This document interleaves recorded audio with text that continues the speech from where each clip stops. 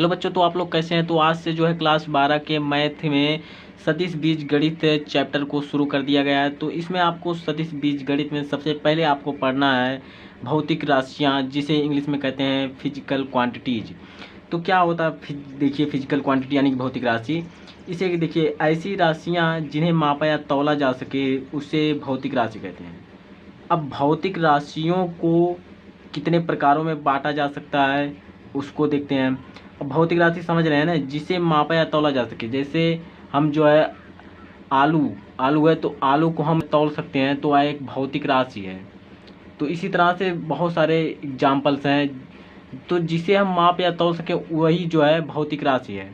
तो इस तरह से जो है भौतिक राशियों के प्रकार होते हैं। तो भौतिक राशियों के प्रकार में देखिए, या दो प्रकार का होता है। पहला अदिश राशि और दूसरा सदिश राशि। अब अदिश राशि को हम देखते हैं क्या होता है। अदिश राशि देखिए क्या है, इसको इंग्लिश में कहते हैं स्केलर क्वांटिटी। तो यह क्या है, ऐसी राशियां जिनमें केवल परिमाण होता है उसे अदिश राशि कहते हैं। तो उसे अदिश राशि कहते हैं। जैसे चाल एक अदिश राशि है, दूरी भी एक अदिश राशि है, और विभव भी एक अदिश राशि है, कार्य भी एक अदिश राशि है, ऊर्जा भी एक अदिश राशि है। इसमें जो है सिर्फ परिमाण आपको देखने को मिलेगा, इसमें आपको दिशा नहीं होगा। इसके आगे आया है सदिश राशि। अब सदिश राशि को कहते हैं वेक्टर क्वांटिटी। तो वेक्टर क्वांटिटी क्या है, ऐसी राशियां जिन्हें निरूपित करने या व्यक्त करने के लिए परिमाण के साथ साथ दिशा की भी जरूरत होती है, तो उसे सदिश राशि कहते हैं। जैसे बल, वेग हुआ, और विस्थापन, बल आघूर्ण, ये सब क्या है, सदिश राशि हैं। क्योंकि इसमें जो है आपको परिमाण भी मिलेगा और साथ साथ इसमें दिशा भी मिलेगा, इसीलिए इसको जो है बल और वेग और विस्थापन और बल आघूर्ण को जो है सदिश राशि कहते हैं। और ऐसे भी ढेर सारे एग्जाम्पल्स हैं। तो इस तरह से आप जो है सदिश और अदिश राशियां जान गए। किसके आधार पर, भौतिक राशियों के आधार पर। तो भौतिक राशियों के आधार पर आपने दो प्रकार से बांटा, सदिश राशि और अदिश राशि। अब उसके आगे हम देखते हैं सदिश राशियों को जो है बाण या तीर द्वारा दिखाया जाता है। तो यहाँ देखिए, जैसे क्या है, तीर है या बाण है, तो इसकी दिशा ये है, और ये जो इसकी लंबाई है तीर की, यह परिमाण को बताता है। तो तीर की लंबाई क्या बताएगा, परिमाण बताएगा। अब देखिए सदिश राशियों के प्रकार हम देखते हैं कि सदिश राशि कितने प्रकार के होते हैं। पहला हम पढ़ेंगे शून्य सदिश, जिसको इंग्लिश में कहते हैं नल वेक्टर। तो इसको परिभाषा देखते हैं इसकी। तो ऐसा सदिश जिसका प्रारंभिक एवं अंतिम बिंदु एक होता है उसे शून्य सदिश कहते हैं।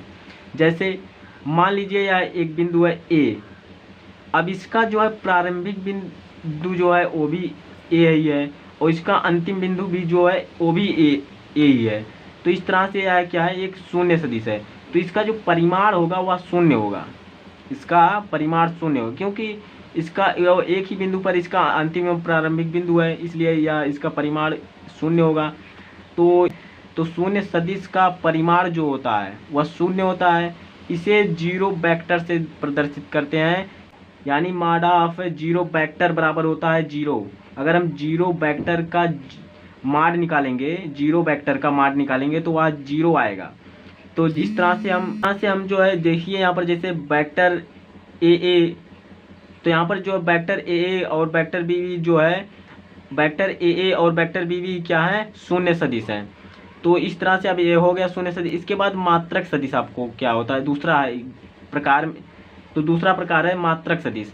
तो मात्रक सदिश इसको इंग्लिश में कहते हैं यूनिट वेक्टर। तो इसकी परिभाषा है, वह सदिश जिसका परिमाण एक या इकाई होता है उसे मात्रक सदिश कहते हैं। इसे पी कैप, या जो टोपी लगाए हैं इसे पी कैप करते हैं। जैसे अगर कोई सदिश मान लीजिए वेक्टर पी है, तो वेक्टर पी यानी कि सदिश पी है इसका, तो इस वेक्टर पी के एकांक सदिश को हम पी कैप से दिखाएंगे। तो और एक चीज कि हर एक सदिश की दिशा में जो है एकांक सदिश होता है। तो यहाँ पर जो है पी कैप बराबर क्या होता है, वेक्टर पी और बटे माडा वेक्टर पी। तो हमें अगर मान लीजिए वेक्टर पी कोई सदिश है, इसके दिशा में हमें एकांक सदिश ज्ञात करना है, तो इसको हम जो है पी कैप से दिखाएंगे। तो पी कैप बराबर हो जाएगा माडा, तो पी कैप बराबर हो जाएगा, तो सदिश पी हो जाएगा। फिर उस सदिश पी का मापांक ले लेंगे, तो पी का मापांक लेंगे। तो इस तरह से हमारे जो है सदिश पी के दिशा में जो है एकांक सदिश आ जाएगा। तो देखिए यहाँ पर एक चीज़ और दिया है कि हर एक सदिश की दिशा में एकांक सदिश होता है। तीसरा प्रकार है सहादिम सदिश, इसको इंग्लिश में कहते हैं कोइनिटिया वेक्टर। तो इसका परिभाषा क्या है, दो या दो से अधिक सदिश जिनका प्रारंभिक बिंदु एक होता है। मान लीजिए ओ है, तो इस ओ बिंदु जो है ओ बी ओ ए वेक्टर भी गया, ओ सी वेक्टर भी गया। तो इस तरह से जो है एक ही बिंदु से तीन सदिश हम लेकर गए हैं, इसलिए बिंदु, तो इन तीनों सदिशों का प्रारंभिक बिंदु क्या है, ओ है। तो इस तरह से इन तीनों सदिशों का प्रारंभिक बिंदु जो है वो एक ही है, तो इसलिए तो इस तरह से इनको हम सहादिम सदिश कहेंगे। और चौथा क्या है कि संरेख सदिश, इसको क्या, इसकी परिभाषा क्या है, देखिए दो या दो से अधिक सदिश यदि एक ही रेखा के समांतर हो संरेख सदिश होंगे। जैसे मान लीजिए बिंदु ए है, बिंदु बी है, बिंदु सी है, तो ये तीनों देख रहे हैं कि एक ही रेखा में है, एक ही रेखा में है, इसीलिए जो है इसे संरेख सदिश कहते हैं। जैसे ए बी वेक्टर हो गया यहाँ से यहाँ तक, फिर बी सी वेक्टर यहाँ से यहाँ तक, और ए सी फिर यहाँ से यहाँ तक, ये तीनों जो है संरेख सदिश हैं।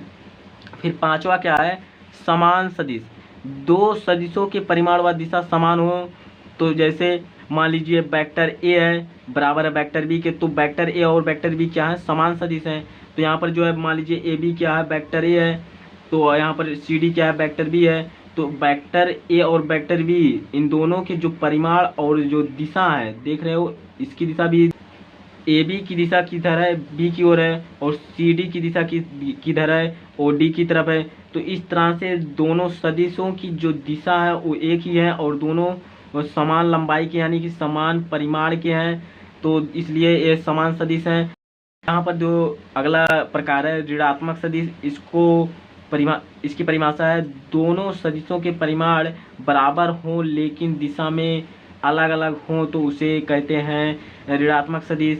जैसे मान लीजिए वेक्टर ए बी है, अगर हम वेक्टर ए बी लेंगे तो इसकी दिशा ए से बी की ओर है, ए से बी की ओर यहाँ पर देखिए। और अगर हम वेक्टर बी ए लेंगे, बी से ए की ओर, तो इसकी दिशा जो है बी से ए की ओर है। इस प्रकार से हम कह सकते हैं कि वेक्टर ए बी बराबर वेक्टर बी ए होगा। तो यहाँ पर अगला लास्ट जो प्रकार आपका है और वह है समदिश सदिश। तो इसकी परिभाषा जिनकी दिशा एक दूसरे के समांतर हो उसे समदिश सदिश कहते हैं। ए बी वेक्टर और सी डी वेक्टर, ये दोनों जो है, इन दोनों की जो दिशा है वो समान है। देख रहे हो, एक ही हम वेक्टर ए से और सी डी को वेक्टर बी से दिखाएंगे, तो वेक्टर ए की जो दिशा होगी वो ए से बी की ओर है, और वेक्टर बी की जो दिशा है वो सी से डी की ओर, यानी कि दोनों की जो दिशा है वो समान है। तो इस तरह से हम जो है सदिशों के प्रकार के बारे में पढ़ लिए। अब इसकी अगले लेक्चर में जो हम सवाल देखेंगे चैप्टर के और एग्जाम्पल्स भी देखेंगे। तो मिलते हैं इसके अगले लेक्चर में।